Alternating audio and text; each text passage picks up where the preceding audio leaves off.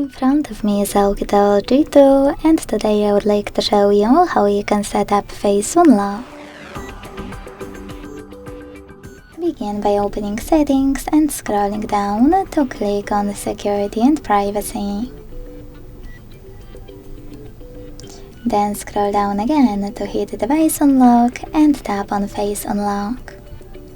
Now enter your screen lock, hit more, select I agree and tap on start.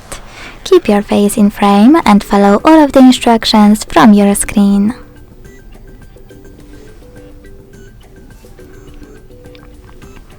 Then hit done. So when I switch off my screen and turn it back on,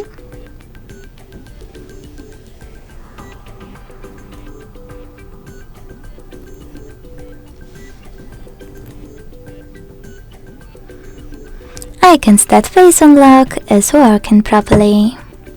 Thanks so much for watching. If you enjoyed this video, leave a like, comment and subscribe. Bye!